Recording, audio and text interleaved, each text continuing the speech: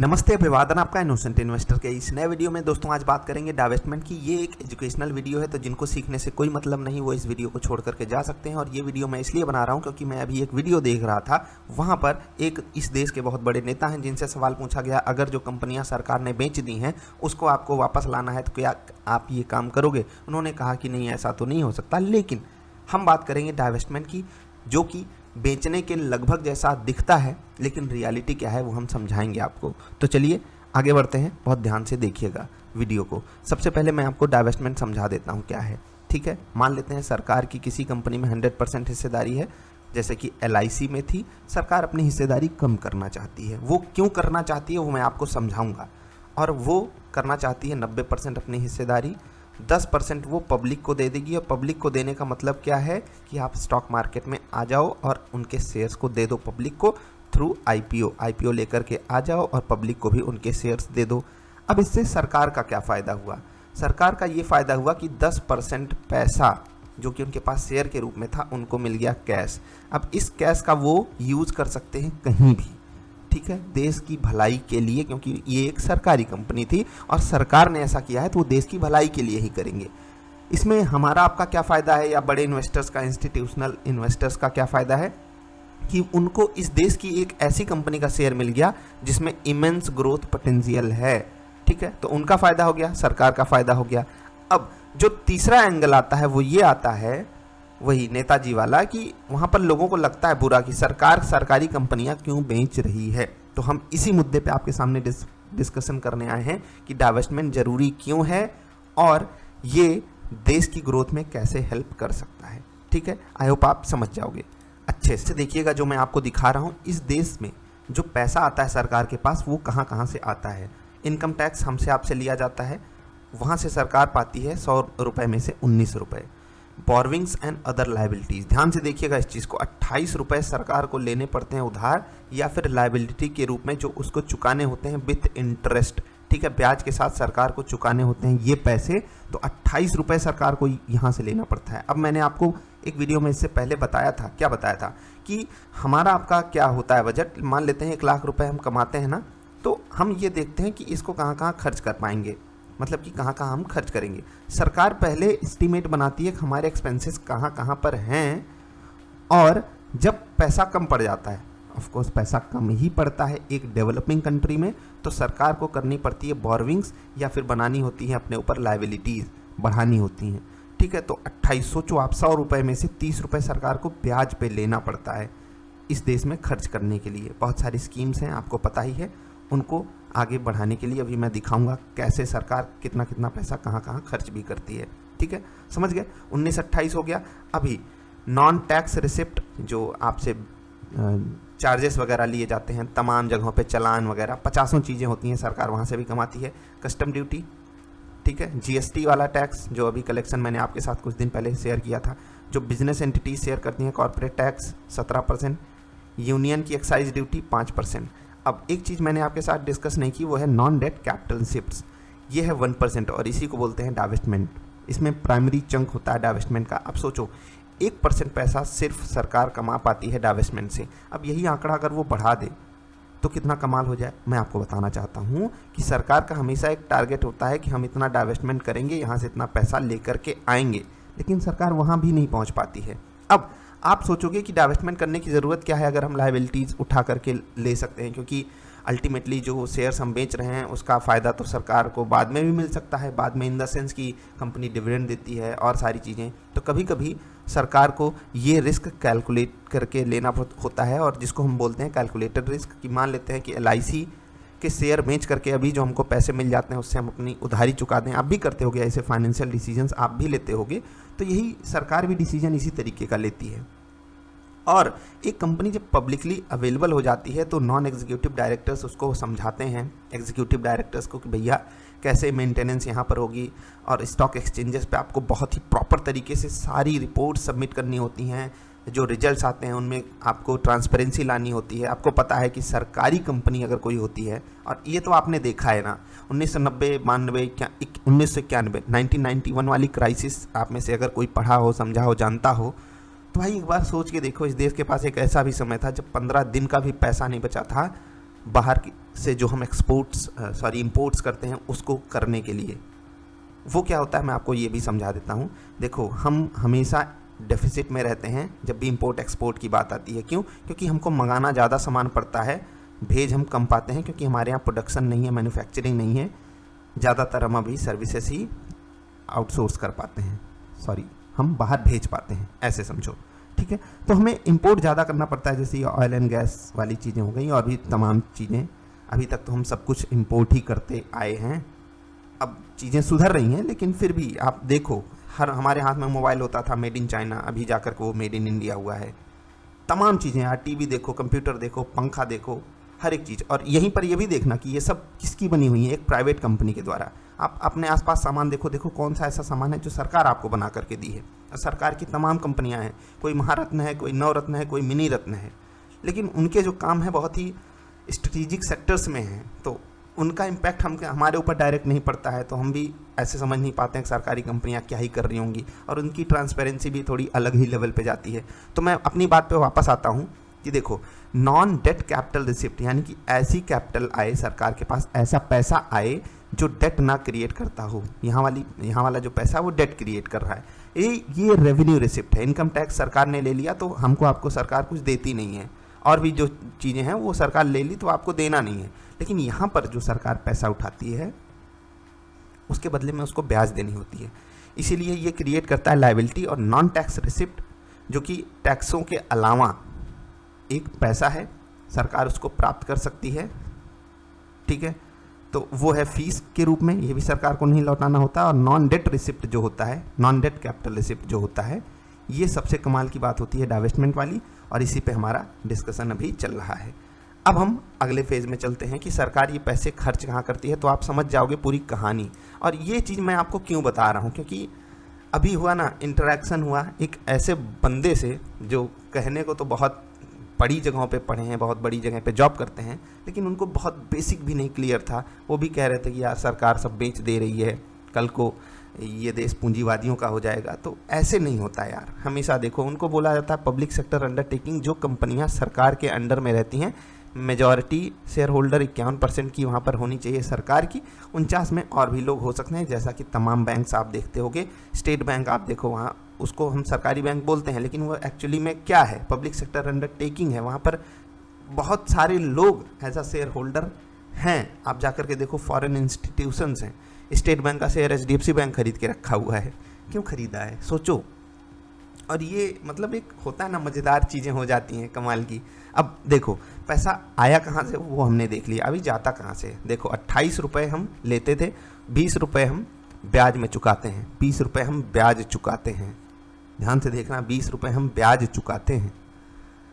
Sponsored schemes में 8%। Sponsored का मतलब ये ऐसी स्कीम होती सरकारी स्कीम्स हैं, लेकिन इनके साथ स्टेट गवर्नमेंट्स भी जुड़ी होती हैं।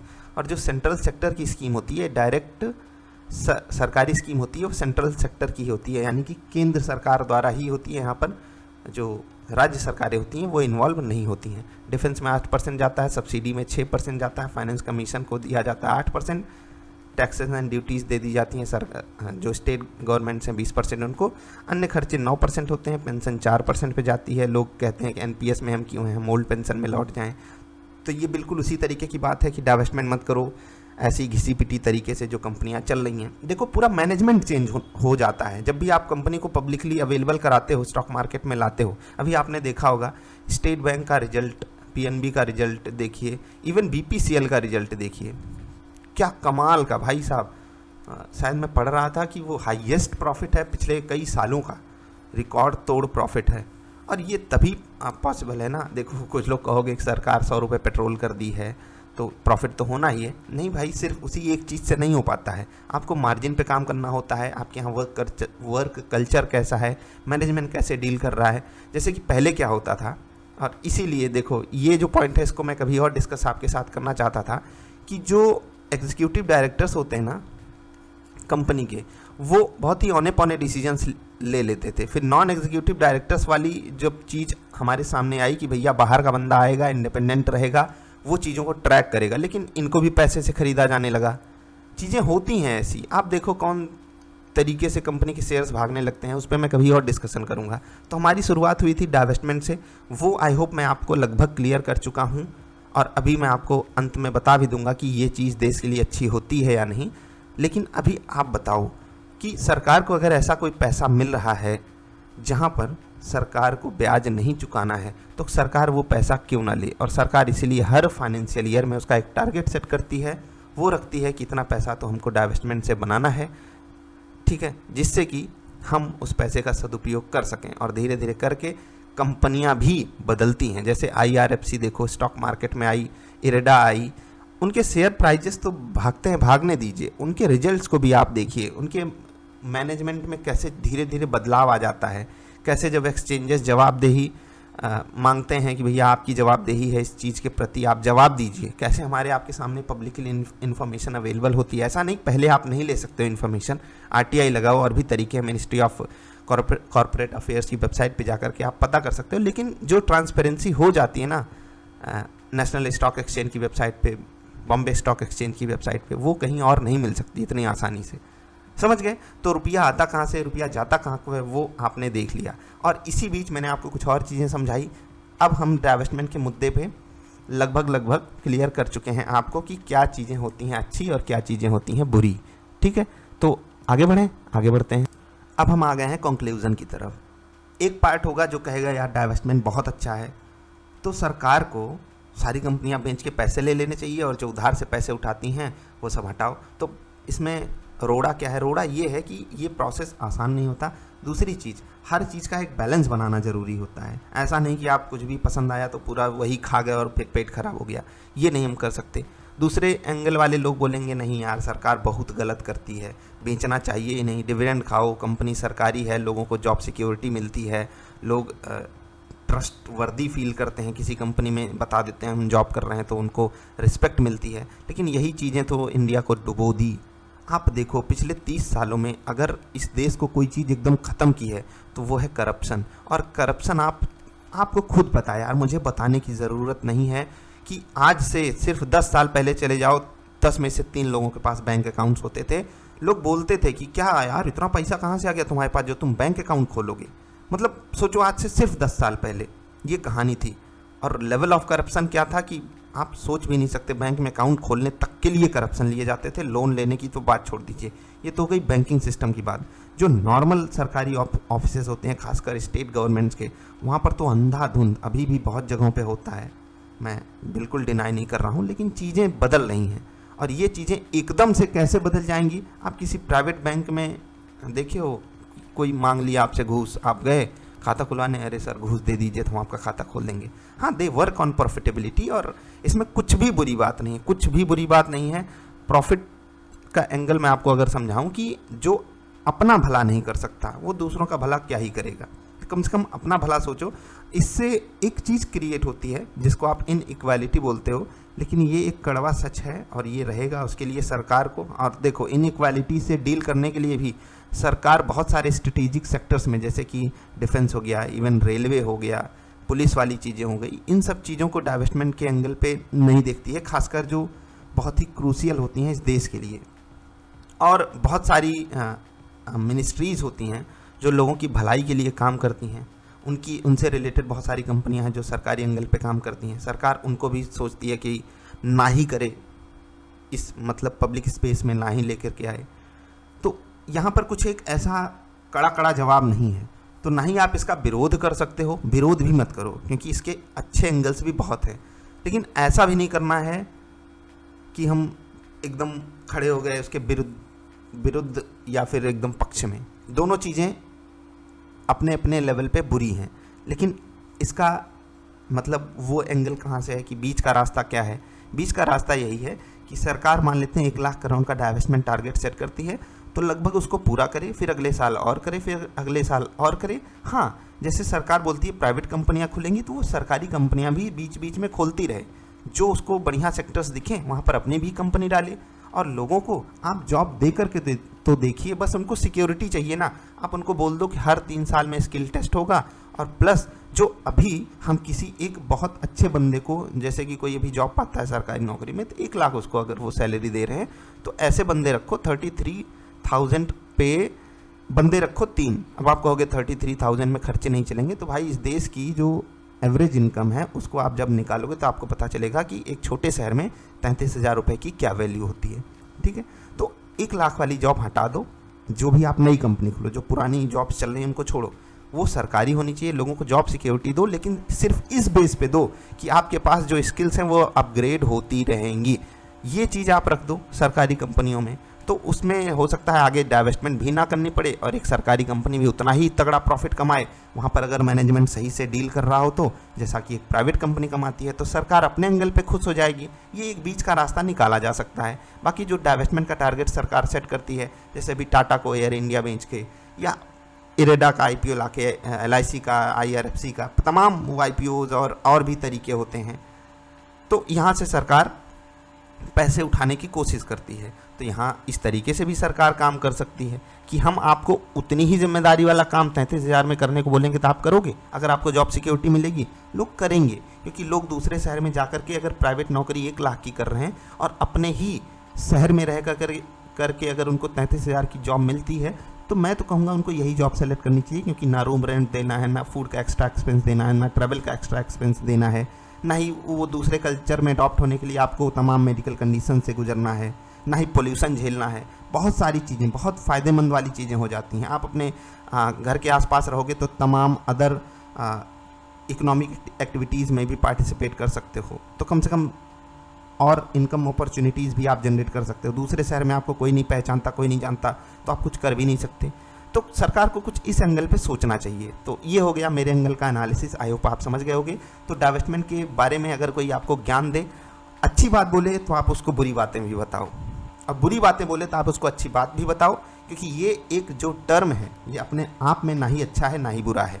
सरकार जो चीज़ें प्राइवेट कर रही है, जैसे कि एक बार सरकार के बहुत बड़े नेता ने बोला था कि सरकार का ये कोई बिज़नेस थोड़ी है कि वो बिज़नेस करे, मतलब ये सरकार का काम नहीं है कि वो बिज़नेस करे। मैं भी इस चीज़ से एग्री करता हूँ, सरकार का ये काम नहीं है कि वो धंधा करे बैठ करके। सरकार का काम है देश में अलग अलग चीज़ों को संभालना, वो उस चीज़ को संभाले। आप मैनेजमेंट को दीजिए काम और उनसे निकलवाइए आउटपुट बेस्ड चीज़ें हमारे सामने होनी चाहिए, और लोगों को इनइक्वालिटी ख़त्म करने के लिए ऐसी ही जॉब्स ऑफ़र कीजिए, उनके छोटे शहर में ऑफ़र कीजिए, सेम स्किल सेट पे ऑफ़र कीजिए कि उनके स्किल का टेस्ट होता रहेगा हर 2, 4, 6 सालों में।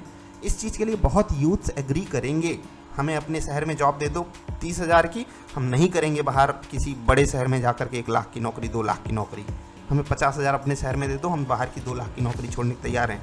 जो रूरल डेवलपमेंट है वो भी कितने अच्छे तरीके से होगा, सरकार को डाइवेस्टमेंट भी नहीं करना पड़ेगा, और सरकार खुद भी अपनी कंपनियां जब खोलेगी तो लोगों को ट्रस्ट भी बनेगा। हाँ यार देखो सरकार अच्छा काम कर रही है, कंपनी भी खोल रही है, जॉब भी दे रही है।